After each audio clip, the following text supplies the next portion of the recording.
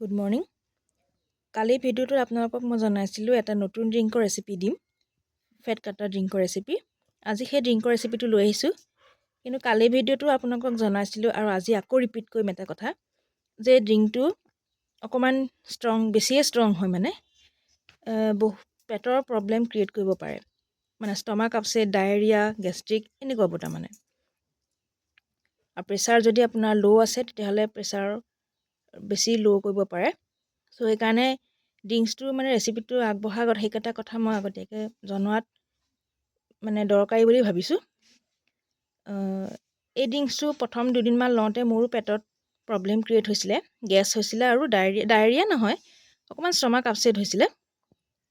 চ' আপোনালোকে প্ৰথম এবাৰ ট্ৰাই কৰি চাব। যদি পেটত কিবা প্ৰব্লেম হয় তেতিয়াহ'লে প্লিজ এই ড্ৰিংকটো ফ'ল' নকৰিব।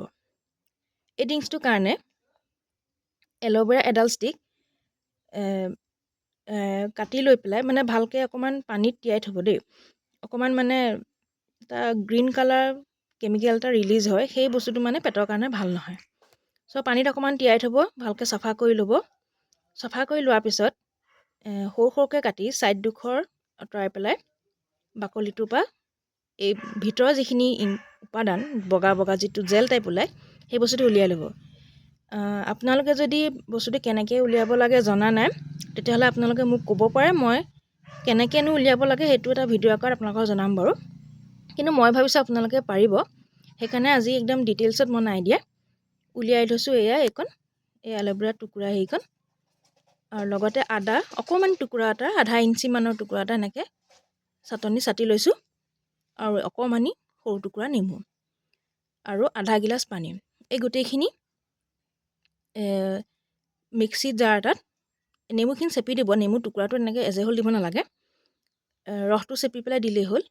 পানী আধা গিলাচ আৰু এই গোটেইখিনি দি পেলাই মিক্সিত ভালকৈ লিকুইড ফৰ্ম কৰি ল'ব। তাৰপিছত চেকনিয়ে চেকি খাই দিব। যদি একেবাৰে ঠাণ্ডা পানী খাব নোৱাৰে তেতিয়াহ'লে অকণমান স্লাইট গৰম পানী মিক্স কৰি ল'ব। এইটো আপোনালোকে সম্পূৰ্ণ খালী পেটত খাব নালাগে।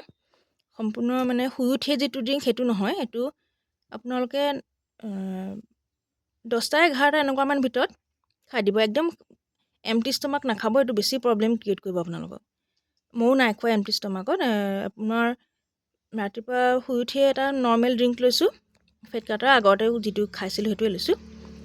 তাৰপিছত এতিয়া মই এইটো ল'ম। চ' এমটি ষ্টমাকৰ এইটো ভুলতো নল'ব। আৰু আকৌ এবাৰ ৰিপিট কৰিম, যদি ষ্টমাক প্ৰব্লেম হয় তেতিয়াহ'লে প্লিজ এই ড্ৰিংকটো ফ'ল' নকৰিব। এই ড্ৰিংকটো ইমানেই। নেক্সট ভিডিঅ'ত মই আৰু এটা ড্ৰিংক ৰেচিপি লৈ আহিম, আপোনালোকে চাব। ধন্যবাদ।